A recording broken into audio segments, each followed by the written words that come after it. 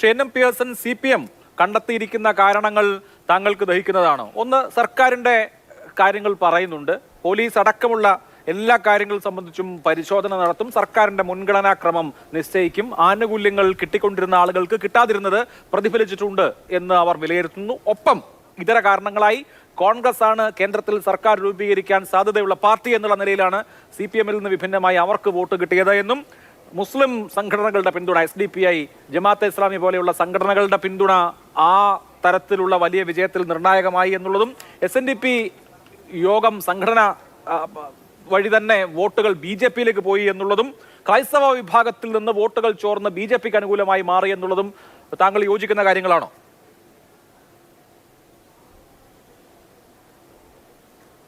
അല്ല, അത്തരം കാര്യങ്ങളെല്ലാം ശരിയാണ്.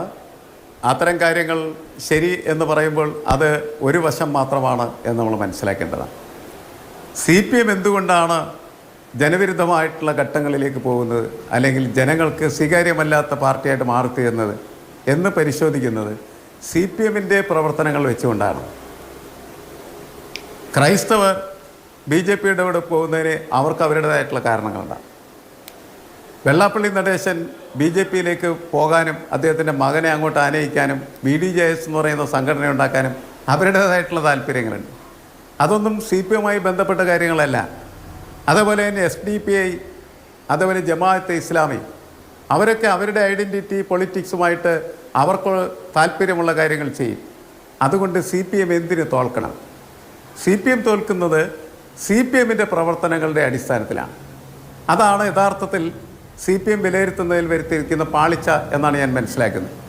CPM, അതായത് CPM മാത്രമല്ല, ആരും BJP തോൽക്കുന്നുണ്ടെങ്കിൽ അതിൻ്റെ കാരണക്കാർ BJP-യാണ്. കോൺഗ്രസ് തോൽക്കുന്നുണ്ടെങ്കിൽ അതിൻ്റെ കാരണക്കാർ കോൺഗ്രസ്സുകാരാണ്. അത് ഒരു രാഷ്ട്രീയ പാർട്ടിയും അംഗീകരിക്കുന്നില്ല എന്നുള്ളതാണ് പ്രശ്നം. ഞങ്ങളുടെ കുഴപ്പം കൊണ്ടല്ല ഞങ്ങൾ തോൽക്കുന്നത് എന്ന് ഉള്ള ഒരു വിശ്വാസത്തിൻ്റെ, ഒരു സ്ട്രക്ചറിൻ്റെ, അതൊരു ഘടനയാണ്, അതൊരു മനോനിലയാണ്, അല്ലെങ്കിൽ മനോഘടനയാണ്.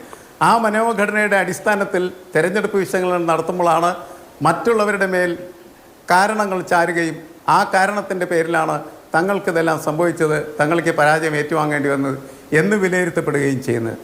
ആ വിലയിരുത്തലുകൾ കൊണ്ട് ഒരു പ്രസ്ഥാനത്തിനും മുന്നോട്ട് പോകാനായിട്ട് കഴിയില്ല. പ്രസ്ഥാനങ്ങൾക്ക് മുന്നോട്ട് പോകാൻ കഴിയണമെങ്കിൽ അവർ എന്ത് ഓഫറാണ് സമൂഹത്തിൻ്റെ മുന്നിൽ വെക്കുന്നത്, എന്ത് പ്രത്യയശാസ്ത്രമായിട്ടുള്ള നിലപാടാണ് മുന്നോട്ട് വെക്കുന്നത്, രാഷ്ട്രീയമായ കാഴ്ചപ്പാട് എന്താണ് അവരുടേത്, ആ കാഴ്ചപ്പാടുകൾക്ക് എന്തെങ്കിലും തരത്തിലുള്ള പാകപ്പിഴകൾ ഉണ്ടായിട്ടുണ്ടോ, അവിടെ എവിടെയെങ്കിലും വീഴ്ചകൾ സംഭവിച്ചിട്ടുണ്ടോ, ആ വീഴ്ചകളാണ് അവർ പരിശോധിക്കേണ്ടത്, ആ വീഴ്ചകളാണ് അവർ തിരുത്തേണ്ടത്. മുഖ്യമന്ത്രി എന്ന നിലയിൽ പിണറായി വിജയൻ നടത്തുന്നതായിട്ടുള്ള പ്രവർത്തനങ്ങൾ, ഓരോ ദിവസവും നടത്തുന്നതായിട്ടുള്ള പ്രവർത്തനങ്ങൾ ഏതെങ്കിലും തരത്തിൽ ജനവിരുദ്ധമാണോ എന്ന് പരിശോധിക്കാനായിട്ട് ആ പാർട്ടി തയ്യാറാണോ? ജനവിരുദ്ധമാണ് എന്ന് എല്ലാ മേഖലയിൽ നിന്നും ആളുകൾ പറയുമ്പോൾ അതിലെന്തെങ്കിലും കഴമ്പുണ്ടോ എന്ന് പരിശോധിക്കാനും അത് തിരുത്താനുമുള്ള ഉത്തരവാദിത്വമാണ് ആ പാർട്ടി ചെയ്യേണ്ടതായിട്ടുള്ള പ്രത്യേകപ്പെട്ട കാരണം എന്നാണ് എനിക്ക് തോന്നുന്നത്.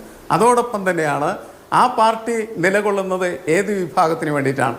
അവശർക്കും ആർത്തർക്കും വേണ്ടി നിലനിൽക്കുന്നതായിട്ടുള്ളൊരു പാർട്ടി ഈ ഭരണകാലഘട്ടങ്ങളിൽ അവർക്ക് വേണ്ടിയാണോ നിലനിന്നിരുന്നത്? അല്ല എന്ന് അവർക്ക് എപ്പോഴെങ്കിലും എവിടെയെങ്കിലും ഉത്തരം കിട്ടുന്നുണ്ടെങ്കിൽ അതാണ് തിരുത്തേണ്ടത്. തൊഴിലാളി വർഗത്തിന് വേണ്ടി നിലനിൽക്കേണ്ടതായിട്ടുള്ള പാർട്ടി തൊഴിലാളി വർഗ ആശയങ്ങൾക്ക് അനുസൃതമായിട്ടുള്ള രീതിയിലാണ് പ്രവർത്തിക്കുന്നത്, അതോ അവർ മുതലാളിയുടെ കൂട്ടുകച്ചവടക്കാരായിട്ട് എവിടെയെങ്കിലും മാറിയിട്ടുണ്ടോ, എവിടെയെങ്കിലും അവർ അഴിമതിക്കാരായി മാറിയിട്ടുണ്ടോ? അതൊക്കെ പരിശോധിക്കുകയും അതിൽ വീഴ്ചകൾ ഉണ്ടായിട്ടുണ്ടെങ്കിൽ അത് തിരുത്തുകയും ചെയ്യുക എന്നുള്ളതാണ്. മതേതര രാഷ്ട്രീയത്തിന് വേണ്ടി നിലകൊള്ളുന്നതായിട്ടുള്ള ഒരു പാർട്ടി മതപ്രീണനത്തിന് വേണ്ടി എവിടെയെങ്കിലും ഇടപെട്ടിട്ടുണ്ടോ? ഉണ്ടെങ്കിൽ തിരുത്തുക. അങ്ങനെ ഒരു രാഷ്ട്രീയ പ്രസ്ഥാനത്തിൻ്റെ ഐഡൻറ്റിറ്റിയിൽ എവിടെയൊക്കെയാണ് തകരാറുകൾ ഉണ്ടായിട്ടുള്ളത്, എവിടെയൊക്കെയാണ് കളങ്കങ്ങൾ ഉണ്ടായിട്ടുള്ളത്, എവിടെയൊക്കെയാണ് വൻ പാളിച്ചകൾ ഉണ്ടായിട്ടുള്ളത്, ആ പാളിച്ചകൾ കണ്ടെത്തി തിരുത്തി കഴിഞ്ഞാൽ മാത്രമാണ് ആ പ്രസ്ഥാനത്തിന് മുന്നോട്ട് പോകാനായിട്ട് കഴിയുള്ളൂ. ഞാനിത് പൊതുവായി എല്ലാ രാഷ്ട്രീയ പാർട്ടികളുടെയും കാര്യങ്ങൾ മുന്നിൽ വെച്ച് പറയുകയാണ് ചെയ്യുന്നത്. അവരെല്ലാം നമ്മളുടെ മുന്നിലേക്ക് വരുന്നത് ഒരു പ്രത്യേകമായിട്ടുള്ള രാഷ്ട്രീയ ലക്ഷ്യം ഞങ്ങൾക്കുണ്ട്, അത് സാക്ഷാത്കരിക്കാൻ വേണ്ടിയാണ് ഞങ്ങൾ പ്രവർത്തിക്കുന്നത് എന്ന് പറഞ്ഞിട്ടാണ് അവർ നമ്മളുടെ മുന്നിലേക്ക് വരുന്നത്. അതേ പ്രവർത്തനമാണോ അവർ നടത്തുന്നത് എന്ന് ജനങ്ങൾ പരിശോധിക്കുന്നുണ്ട്. ജനങ്ങൾക്കതിൽ സംശയം വരുന്ന സമയത്ത്, ജനങ്ങൾക്കതിൽ ശരിയല്ലെന്ന് തോന്നുന്ന സമയത്ത് അവർ ആ പാർട്ടിക്കെതിരായിട്ട് അതിശക്തമായിട്ടുള്ള നിലപാടെടുക്കും എന്നുള്ളത് എല്ലാ പാർട്ടികളും തിരിച്ചറിയേണ്ടതാണ്. കാരണം BJP യഥാർത്ഥത്തിൽ വൻ പരാജയം ഏറ്റുവാങ്ങിയ ഉത്തർപ്രദേശ് എന്ന് പറയുന്ന സംസ്ഥാനത്ത് എന്തുകൊണ്ടാണ് ജനങ്ങൾ അവർക്കെതിരെ വോട്ട് ചെയ്തത്? അതിൻ്റെ കാരണം ഇത് തന്നെയാണ്.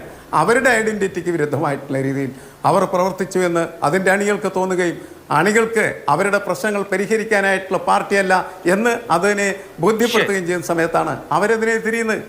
സി പി എമ്മിൻ്റെ സ്ഥിതിയും അത് തന്നെയാണ്.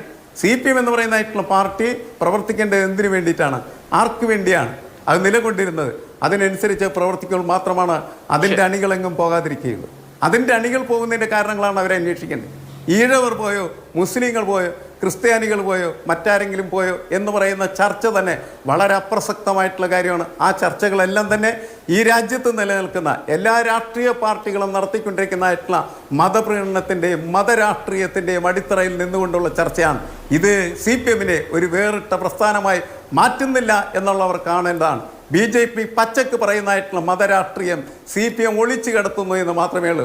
കോൺഗ്രസും അതിന് സമാനമായിട്ടുള്ള അല്ലെങ്കിൽ സമീനമായിട്ടുള്ള കാര്യങ്ങളാണ് എപ്പോഴും രാഷ്ട്രീയ പ്രവർത്തനത്തിൽ നടത്തിക്കൊണ്ടിരിക്കുന്നത്. അപ്പോൾ എല്ലാ രാഷ്ട്രീയ പാർട്ടികളും ഒരു പ്രത്യേകമായിട്ടുള്ള അടിത്തറയിൽ നിന്നുകൊണ്ട് മതരാഷ്ട്രീയത്തിൻ്റെയും ജാതി രാഷ്ട്രീയത്തിൻ്റെയും അടിത്തറയിൽ നിന്നുകൊണ്ട് ചർച്ച ചെയ്യുകയും പ്രവർത്തിക്കുകയും ചെയ്യുന്നതിൻ്റെ ഫലമായിട്ട് കേരളത്തിൻ്റെ രാഷ്ട്രീയം എന്ന് പറയുന്നത് മതജടിലമായിട്ടുള്ള രാഷ്ട്രീയമായി മാറിക്കൊണ്ടിരിക്കുകയാണ് ചെയ്യുന്നത്.